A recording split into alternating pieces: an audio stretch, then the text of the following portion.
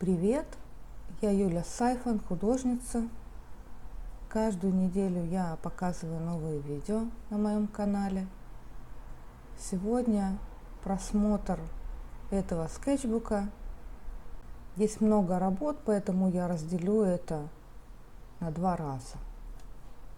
Это самодельный скетчбук. Я его собирала сама из той бумаги, которая мне нравится. Единственное, что здесь старая, это спираль. Ее я вытащила из предыдущего скетчбука. Я часто покупаю чай в поездках, поэтому мне приятно потом рассматривать эти этикетки. На них информация о составе чая. Это то, с чем я потом иду в супермаркет и выбираю похожий чай для себя. Я записывала процессы многих работ, которые сегодня покажу. Буду приближать каждую работу, чтобы вы могли увидеть фактуру.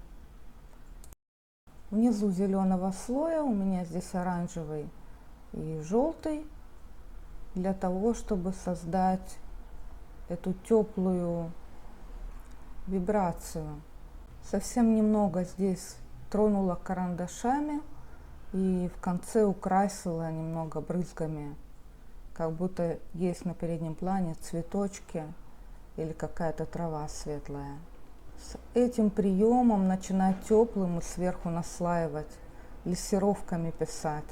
Я застряла сейчас уже, наверное, несколько месяцев я пишу в этом ключе, начиная с теплого. Думаю, что в этом виноваты краски. Я сейчас пишу постерными красками Никер. Они полупрозрачные. Если тонко их ложить, они очень напоминают акварель.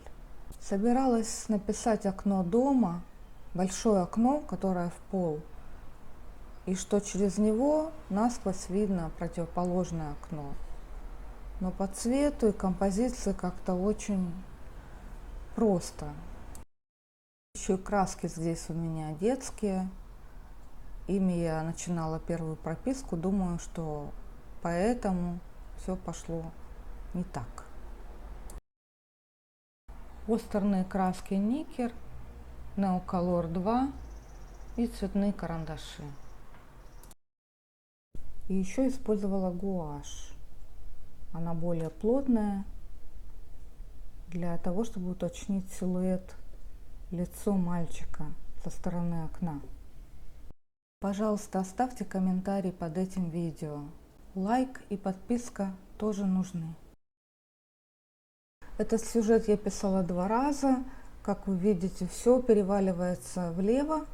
Птичка не уравновешивает всю эту массу слева.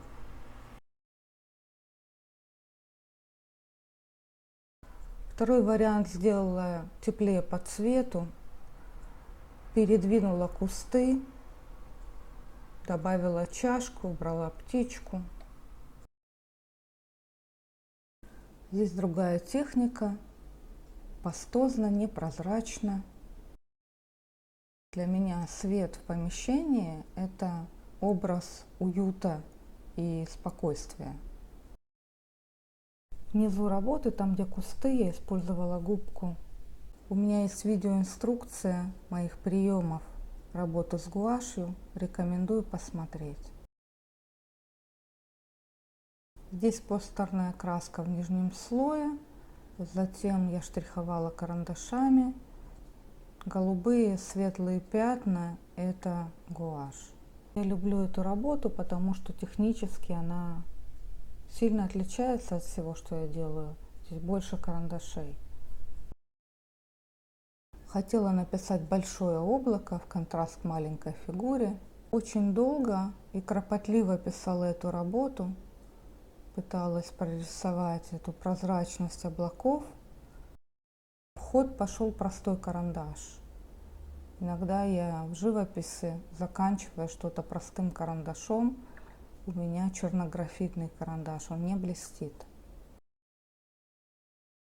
Здесь была композиционная задача, цветовая. Старалась обойтись без какой-то конкретной формы. В работе такого плана любая прорисовка деталей будет лишней. Мне нужно было, чтобы первое впечатление было о пейзаже, а потом уже о сюжете. Фактуру я делала губкой.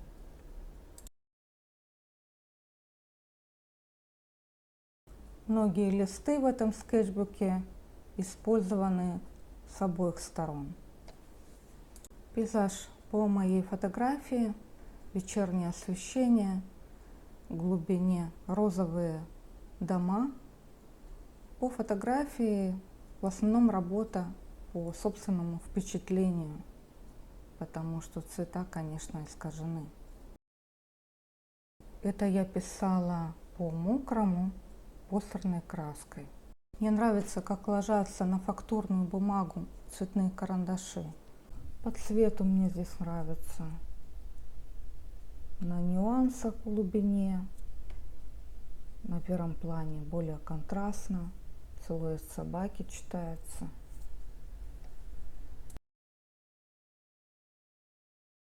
Увлеклась пластикой выдры, сделала подряд несколько работ.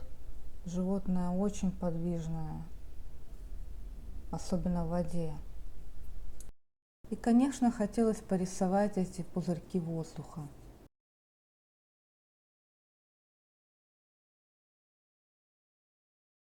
Это Кевин Коутер. Я копировала его работу. Я когда-то хотела взять отдельный скетчбук только для того, чтобы копировать в нем. У меня таким образом не получается систематизировать работу, распределить все по разным скетчбукам, потому что везде у меня разная бумага. Если несколько месяцев подряд я пишу на одном и том же типе бумаги,